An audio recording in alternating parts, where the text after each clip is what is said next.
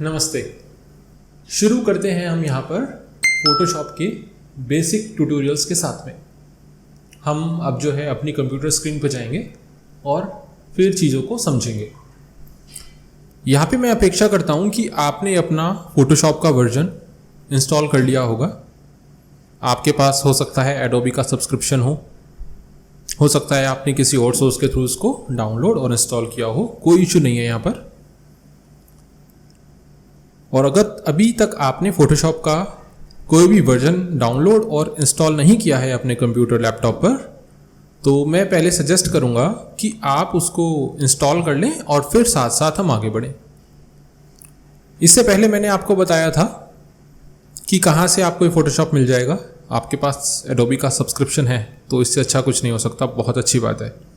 नहीं है तो मैंने पहले एक रास्ता दिखाया था आपको, मैं अभी भी आपको एक बार यहाँ पर दिखा देता हूँ। ये जो मैंने पिछले वीडियो में भी दिखाया था, graphicsuit.com।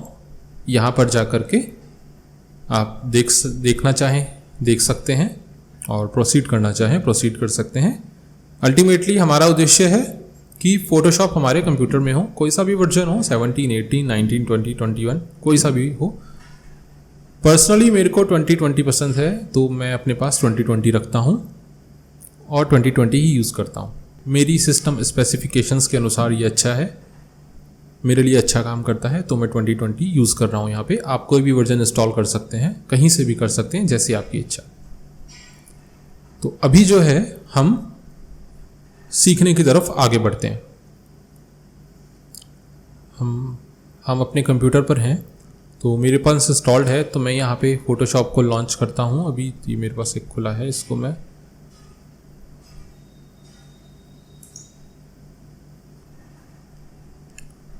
यहाँ पर अपना फोटोशॉप वर्जन खोल रहा हूँ। जब अपने को खोलना होता है तो हम यहाँ पर टाइप कर सकते हैं जो भी अपने को सॉफ्टवेयर खोलना है। जैसे कि मुझे फोटोशॉप खोलना है तो मैंने यहाँ पे फोटोशॉप टाइप किया और ये आ गया। मैं यहाँ पर क्लिक करता हूँ तो मेरा फोटोशॉप का सॉफ्टवेयर खुल जाता है। दूसरा मैं क्या कर सकता हूँ, मैंने टास्क बार में इसका शॉर्टकट दे रखा है, तो मैं यहाँ पर भी क्लिक करूँगा तो भी ये खुल जाएगा। तो अब हमारा फोटोशॉप का वर्जन यहाँ पर खुल चुका है। अब हम देख लेते हैं कि किस किस तरीके से अपने को शुरुआत करनी है।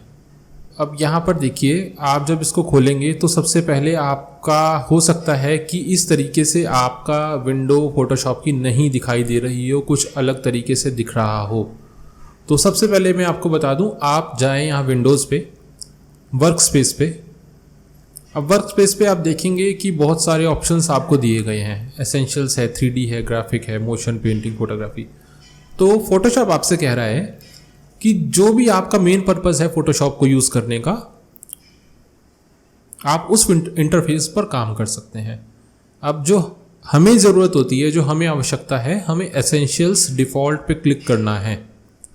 जब हम एसेंशियल डिफ़ॉल्ट्स पे क्लिक करेंगे तो जो फोटोशॉप की डिफ़ॉल्ट विंडो है, नॉर्मली सब लोग यूज़ करते हैं, उस पे आ जाएंगे। आपने देखा कि मैंने यहाँ पे मनीष अनेजा भी लिखा है। तो वो हम कैसे कर सकते हैं, जब हम न्यू वर्क स्पेस पे जाएंगे कि हम अपना वर्क स्पेस हम अपने तरीके से बनाना चाहते हैं। तो मैं यहाँ पे नाम डाल दूंगा कुछ भी, जैसे मैंने यहाँ पे डाल दिया मनीष। तो मैं उसको सेव करूँगा तो वो मेरे नाम से एक वर्क स्पेस बन जाएगा, और जो मैं उसमें सेटिंग करके रखूँगा वो सेटिंग्स हमेशा जब भी मैं फोटोशॉप खोलूँगा मुझे वो सेटिंग्स दिखेंगी। यानी उन सेटिंग्स के साथ में मैं अपना सॉफ्टवेयर यूज़ कर पाऊँगा। अभी मैं विंडोज़ में जाके वर्क स्पेस में जाके मनीष अनेजा पे वापस कर देता हूँ। तो आप देख रहे हैं कि यहाँ पे कुछ चेंज हुआ। वो चेंज इसलिए हुआ क्योंकि मनीष अनेजा का जो वर्क स्पेस है उस पे मैंने ये सब लगा के रखा है, उस पे मैंने वो सब नहीं रखा जो डिफ़ॉल्ट पे है। ठीक है, तो आप जो शुरुआत करेंगे वो एसेंशियल्स डिफ़ॉल्ट से करेंगे। आप इस तरीके से यहाँ पे फोटोशॉप को खोलेंगे, विंडोज़ में जाएंगे, वर्क स्पेस में जाएंगे और एसेंशियल्स डिफ़ॉल्ट पे क्लिक कर देंगे। तो अभी हम क्योंकि शुरू कर रहे हैं तो मैं एसेंशियल्स डिफ़ॉल्ट पे ही इसको रखता हूँ। एक चीज़ समझने वाली ये हो गई। अब दूसरा क्या है, हम जो भी काम करते हैं, एडिटिंग करते हैं, कुछ टाइपिंग करते हैं, कोई डिज़ाइन बनाते हैं, या फिर किसी भी प्रकार का काम जब हम फोटोशॉप पे करते हैं, हम इस जगह पर करते हैं। इसको बोलते हैं वर्क एरिया। ये जो आप देख रहे हैं इसको हम बोलते हैं वर्क एरिया। हम इस पे काम करते हैं। जो लेफ़्ट साइड है, ये सब जो आप देख रहे हैं ये हैं फोटोशॉप के टूल्स। अब जब भी आप यहाँ पे कर्सर लेके जाएंगे तो आपको कुछ ना कुछ गाइड करने लगेगा, ये बताने लगेगा कि ये क्या चीज़ है, और आप क्लिक करेंगे लर्न हाउ पे तो शायद आपको दूसरी जगह ले जाके ये सब बताए कि ये क्या है। फिर अब हमने अपना फोटोशॉप खोल लिया, तो अब हम क्या करेंगे, अब हमें डॉक्यूमेंट बनाना होगा। डॉक्यूमेंट मतलब ये इतना वर्क स्पेस हमारे पास है काम करने के लिए, लेकिन इसके अंदर कुछ जगह सेलेक्ट करके हमें उसके अंदर काम करना है। इमेजेस होती हैं वो पिक्सल्स पे होती हैं, जो उसके डायमेंशंस काउंट होते हैं इमेजेस के वो पिक्सल्स में होते हैं, ठीक है। तो अब अपने को एक नया डॉक्यूमेंट क्रिएट करना है। तो डॉक्यूमेंट क्रिएट करने के लिए हम क्या करेंगे, जो सबसे शुरुआती काम है वो क्या है, डॉक्यूमेंट क्रिएट करना। हम फाइल पे जाएंगे और न्यू पे जाएंगे, या हम सीधा कीबोर्ड से Ctrl+N प्रेस करेंगे पीसी पर, लैपटॉप पर, या फिर फाइल पर जाकर न्यू पे हम क्लिक कर देंगे।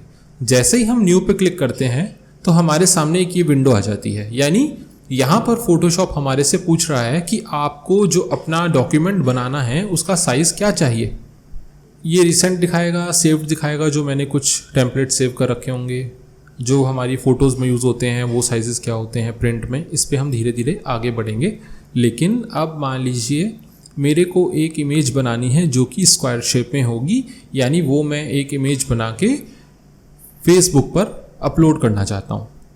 तो मैं क्या करूँगा, मैं एक जनरल साइज़ लूँगा 1000, जो उसकी विड्थ होगी वो 1000 होगी, और जो उसकी हाइट होगी वो भी 1000 होगी, क्योंकि ये हमें स्क्वायर में रखना है, मतलब जो उसका साइज़ होगा स्क्वायर होगा। अगर मैं यहाँ पे इसको 2000 कर दूंगा तो ये एक रेक्टेंगल बन जाएगा 2:1 का, यानी जो उसकी विड्थ होगी वो 2000 पिक्सल्स होगी और जो हाइट होगी वो 1000 पिक्सल्स होगी। इसको वापस मैं 1000 कर देता हूँ। रेजोल्यूशन क्या होता है, देखिए रेजोल्यूशन को साधारण भाषा में, आसान भाषा में समझते हैं कि आपकी जो इमेज है उसमें क्वालिटी कितनी है। कई बार हम इमेजेस देखते हैं जो कि ब्लर होती है, अच्छी क्वालिटी नहीं होती, डार्क सी होती है। कई बार हम देखते हैं कि वो बहुत ही हाई डेफिनेशन में होती है, चमकदार होती है, कहीं पे भी ख़राब नहीं दिखती, उसका रेजोल्यूशन हाई होता है। और यहीं पे जो फोटोग्राफ्स ब्लर दिख रही हैं, अच्छी नहीं दिख रही, पिक्सल्स ठीक से नहीं है, उसके पिक्सलेटेड है वो इमेज, वो होती है कम रेजोल्यूशन में। रेजोल्यूशन की और ज़्यादा डेफिनेशन हम बाद में भी समझेंगे, धीरे धीरे एक एक चीज़ पर आएंगे। तो अभी मैं नॉर्मली इसका रेजोल्यूशन रख देता हूँ 150। जितना ज़्यादा मैं रेजोल्यूशन रखूँगा इमेज उतनी ज़्यादा हैवी होगी, उसका साइज़ उतना ही ज़्यादा होगा। तो इस एक 100 या 150 ठीक है। अगर हमें कंप्यूटर, फेसबुक पर या किसी और सोशल मीडिया प्लेटफॉर्म पर इमेज अपलोड करनी है तो 100 से लेकर के 150 तक हम इसको कर सकते हैं। इससे ज़्यादा की इसमें ज़रूरत नहीं है, आवश्यकता नहीं है। बस इतना ही अभी हमें यहाँ पे सेटिंग करनी है। विड्थ रख देनी है, हाइट रख देनी है, रेजोल्यूशन रख देना है, और इस डॉक्यूमेंट का हम नाम दे देंगे। अभी ये इसने अनटाइटल्ड 1 ले रखा है, हम इसको ले लेंगे FB पोस्ट इमेज, यानी फेसबुक पे पोस्ट करने के लिए ये इमेज हम बना रहे हैं। हम यहाँ से करेंगे क्रिएट, और आप देखेंगे ये हमारे पास एक वर्क स्पेस में स्क्वायर बन के आ गया है। ये एज अ बैकग्राउंड आया है और ये लॉक्ड है क्योंकि ये फर्स्ट बैकग्राउंड है, तो मैं इसको यहाँ से क्लिक करके लॉक भी कर सकता, अनलॉक भी कर सकता हूँ। अब ये हमारा लेयर के रूप में आ गया। अब हम कुछ भी टाइप करेंगे, कुछ भी कलर करेंगे, वो इस बाउंड्री के अंदर अंदर ही होगा, जो जहाँ पर वाइट कलर है। यहाँ पर कुछ भी नहीं होगा, केवल जो होगा वो यहाँ पर होगा। ठीक है। अब मुझे यहाँ पर एक इमेज लेकर के आनी है जिसको मैं एडिट करना चाहता हूँ। तो मैं क्या करूँगा, या तो मेरे कंप्यूटर में, मेरे सिस्टम में कोई इमेज पड़ी होगी, मैं उसको ले आऊँगा यहाँ पे, या फिर मैं इंटरनेट से कोई इमेज डाउनलोड करूँगा डाउनलोड करने के बाद में अपने कंप्यूटर से उसको यहाँ पे ले आऊँगा। तो अभी हम क्या करते हैं, अभी हम इंटरनेट से कोई इमेज डाउनलोड करते हैं और डाउनलोड करके हम उसको यहाँ पर लेके आते हैं। तो मैं एक वेबसाइट बता रहा हूँ आपको, वेबसाइट का नाम है freepik.com। freepik.com पे जब हम जाते हैं तो यहाँ से हम कुछ इमेजेस, कुछ फाइल्स फ्री में डाउनलोड कर सकते हैं। बहुत कुछ है इसके अंदर देखने के लिए, तो आप इसको एक्सप्लोर कर सकते हैं कि आपको अपनी चॉइस का यहाँ पे क्या मिल रहा है। एक और वेबसाइट मैं आपको बताता हूँ, उसका नाम है unsplash.com। unsplash.com ये भी हमारे को ब्यूटीफुल फ्री इमेजेस देता है। तो ये पहला है freepik.com, दूसरा है unsplash.com। एक और मैं आपको बताता हूँ, उसका नाम है pexels.com। ये देखिए, ये बता रहा है फ्री स्टॉक फोटोज़, pexels.com। एक और मैं आपको बताता हूँ, उसका नाम है pixabay.com। इसके बाद में एक और आती है, उसका नाम है freeimages.com। सब मैंने ये अपने ब्राउज़र में पहले खोल रखा है। freepik, आप इसको नोट कर लीजिए। पहले का नाम है, एक वेबसाइट है freepik.com, unsplash.com, pexels.com, pixabay.com और freeimages.com। इसको आप अपने समय अनुसार खोल के देख लीजिएगा। अभी क्या करता हूँ, मैं अनस्प्लैश पे जाता हूँ और ये लड़की की फ़ोटो मैं डाउनलोड कर लेता हूँ। आप जाएंगे तो आपको भी मिल जाएगा, आप इसको डाउनलोड कर लीजिए। ये मेरे पास कंप्यूटर में डाउनलोड हो चुकी है। मैं इस इमेज को अपने फ़ोटोशॉप में ड्रैग कर लेता हूँ। मैंने ड्रैग किया, क्लिक करे करे मैं यहाँ पर ले आया और यहाँ लाके मैंने उसको छोड़ दिया। ये देखिए, ये फ़ोटो मेरे पास आ गई और यहाँ पे मैंने राइट क्लिक कर दिया। हो सकता है आपके पास ये ट्रांसफॉर्म का ऑप्शन, मतलब ये जो इसकी बाउंड्री बन के आ रही है, आए या फिर नहीं आए, वो डिपेंड करता है कि आपकी सिस्टम की सेटिंग कैसी है। मेरे पास आती है क्योंकि मैं चाहता हूँ जब भी मैं कोई इमेज को इंपोर्ट करूँ, अपने फ़ोटोशॉप में लेकर के आऊँ, तो मुझे उसका साइज़ चेंज करने का ऑप्शन मिले। तो जब ये आता है तो मैं इसका साइज़ चेंज कर सकता हूँ ऐसे, मतलब केवल ड्रैग करके क्लिक करके, क्लिक को होल्ड करके मैं इसको साइज़ छोटा या बड़ा कर सकता हूँ। तो अभी ये जैसे आई थी मैं उसको वैसे ही रख देता हूँ और ये यहाँ पर आप देख रहे हैं कि मैंने फ़ोटो को इंपोर्ट कर लिया है अपने पास। दूसरा तरीका क्या है, आपके कंप्यूटर में इमेज है, आप फाइल पे जाएं, ये देख रहे हैं Ctrl+O प्रेस करें कीबोर्ड से या फिर ओपन पे क्लिक करें, तो आप अपने कंप्यूटर पे चले जाएंगे उसको इंपोर्ट करने के लिए, और वहाँ पे जब आप क्लिक करेंगे और ओपन करेंगे तो आप डायरेक्टली ले आएंगे। देखिए कैसे, मैं ओपन करता हूँ यहाँ से और फिर डाउनलोड्स पे जाता हूँ और इस इमेज को फिर मैंने यहाँ पे क्लिक करा और ये ओपन कर दिया। अब ये देखिए, ये इमेज फिर से मेरे पास यहाँ पे आ गई है। ठीक है, तो अभी मैंने जब ओपन किया था तो एक नया डॉक्यूमेंट खुल गया है। अब जो नया डॉक्यूमेंट खुला है वो सेम साइज़ का खुल गया है, ये नया है। मैं वापस अपने उस FB पोस्ट इमेज पे जाता हूँ। ठीक है, अब ये इमेज हमारे पास आ चुकी है। अब हम इसकी एडिटिंग कैसे करेंगे? अब मैं इस इमेज में कुछ चेंज करना चाहता हूँ, वो मैं कैसे करूँगा? मैं इस इमेज को पहले डुप्लीकेट करूँगा Ctrl+J प्रेस करके। मैंने इसको डुप्लीकेट इसलिए किया है कि जो भी चेंज मैं इस इमेज में करूँ हमेशा मेरे पास उसकी एक ओरिजिनल कॉपी रहे। ये वाली इसकी ओरिजिनल कॉपी है। मैं इसको नाम दे देता हूँ।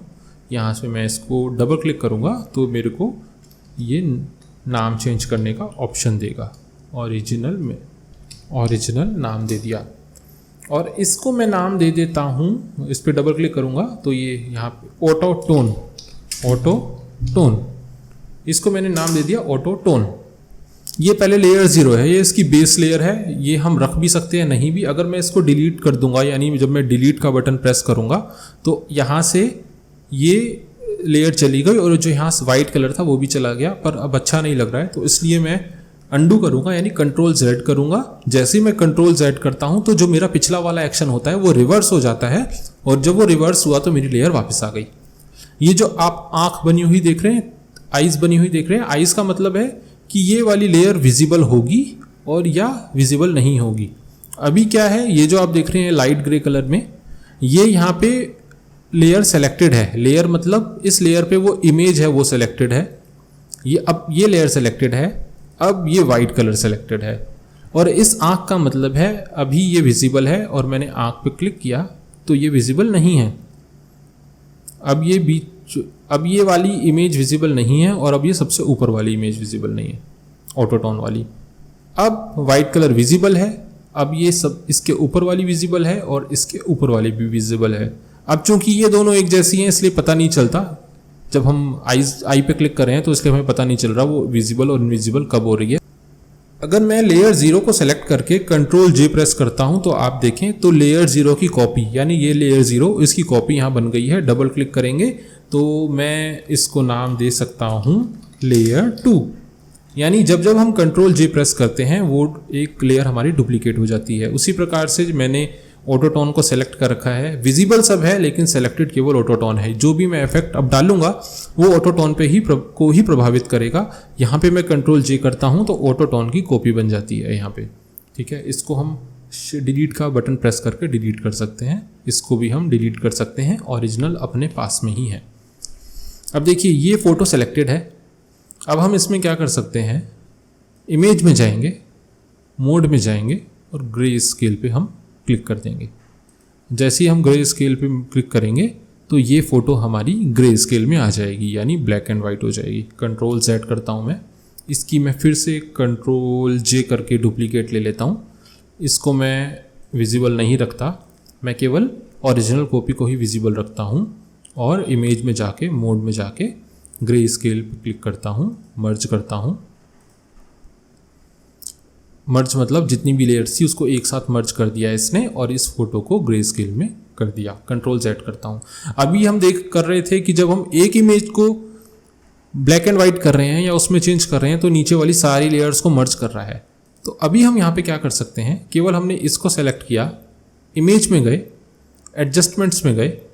अब जब हम एडजस्टमेंट्स में जाते हैं तो वो हमारे पास बहुत सारे ऑप्शंस आते हैं करने के लिए। ये सब जो ऑप्शंस हैं, brightness, levels, curves, exposure, vibrance, ये सब जो हैं यहाँ से लेके यहाँ तक, इसको हम एक अलग वीडियो में सीखेंगे कि इमेज के जो एडजस्टमेंट लेयर्स हैं उस पर हम कैसे काम करते हैं, यानी किसी फाइल पे, किसी इमेज पे हम एडजस्टमेंट्स को कैसे अप्लाई करते हैं।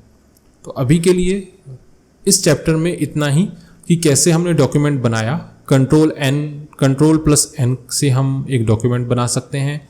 फिर इमेज को हमें ओपन करना है, या तो सीधा हम कंप्यूटर से ला करके यहाँ ड्रैग एंड ड्रॉप कर सकते हैं या फिर कंट्रोल+O को हम प्रेस कर सकते हैं। कंट्रोल J से हम किसी इमेज को या लेयर को डुप्लीकेट करते हैं। आई पे प्रेस करते हैं तो वो विजिबल होती है, और अगर हम आई को हम पे दोबारा प्रेस करते हैं तो वो इनविजिबल हो जाती है, वो हमें नहीं दिखती। अभी हमने चारों को कर दिया है, चारों इनविजिबल हो चुकी हैं। अब हम चारों पे क्लिक करेंगे। इसको सेव करने के लिए हम कंट्रोल+S प्रेस करते हैं और जहाँ पे भी हम चाहें वहाँ पे हम इसको सेव कर सकते हैं फोटोशॉप PSD फॉर्मेट में। यहाँ पे सेव पे क्लिक कर देंगे हम, ठीक है। तो अभी तक हमने सीख लिया कि कैसे अपने को डॉक्यूमेंट खोलना है, वर्क स्पेस पे कैसे जाना है, वर्क स्पेस के बाद में हमें डॉक्यूमेंट कैसे बनाना है नया, कंट्रोल+N करके या न्यू पे क्लिक करके, इमेज कैसे इंपोर्ट करनी है, डुप्लीकेट कैसे करना है, और इमेजेस में जाके एडजस्टमेंट्स के अभी हमने ये देखे हैं कि एडजस्टमेंट में क्या क्या तरीका है हमारे पास, पर इसको हम अगले लेक्चर में करेंगे, ठीक है। और कंट्रोल+S करके हम इसको सेव कर सकते हैं। तो अभी तक हमने इसके अंदर ये सीखा है, और इसके बाद का जो इम्पोर्टेंट पॉइंट्स होंगे वो अगले चैप्टर में आपको बताया जाएगा। ज़रूर ध्यान रखें कि जितना आपको सिखाया गया है वो उसकी प्रैक्टिस आप ज़रूर करें। फोटोशॉप को इंस्टॉल ज़रूर करें अपने कंप्यूटर पे। इमेजेस, फ्री इमेजेस जो मैंने आपको अभी दिखाई हैं, ये मैंने वेबसाइट्स बताई हैं, कौन कौन सी हैं, देखिए pic.com है, unsplash.com है, pexels.com है, pixabay.com है और freeimages.com है, और भी बहुत सारी हैं, लेकिन जो अभी मैंने आपको बताई है बहुत इंपॉर्टेंट है। सारा का सारा काम आपका यहाँ से हो सकता है। तो इन वेबसाइट्स पे भी आप जा कर के देखिएगा और देखिएगा कि कौन सी इमेज आपको अच्छी लग रही है, उसको डाउनलोड कीजिए। डाउनलोड करने के बाद में, जैसे इमेज देखिए कितनी अच्छी लग रही है, ये डाउनलोड करने के बाद में उसको अपने फ़ोटोशॉप में लेकर के आइए। फ़ोटोशॉप में लेकर आने के बाद में उसको कंट्रोल J करके डुप्लीकेट करके देखिए, थोड़ा मूव करके देखिए, ठीक है, ऐसे लगा के देखिए कि आप कैसे कर सकते हैं। तो जो जो आपको थोड़ा बहुत कुछ अच्छा लग रहा है वो आप करके देखिए, आपको थोड़ा सा और एक्सपोजर हो जाएगा कि किस किस तरीके से हम फोटोशॉप को यूज़ करते हैं। तो आज के लेक्चर को अभी हम इतना ही रखते हैं। इसके बाद में जो हम लेक्चर देखेंगे उसके अंदर एडजस्टमेंट लेयर्स के बारे में मैं आपको बताऊंगा, एडजस्टमेंट कैसे करते हैं इन इमेजेस पे, क्या क्या आसान तरीके हैं इसके, क्या क्या हमें करना चाहिए। तो आप चैनल को सब्सक्राइब कर लीजिए कि अगला वीडियो आते ही आप तक नोटिफिकेशन पहुंच जाए। धन्यवाद, थैंक यू।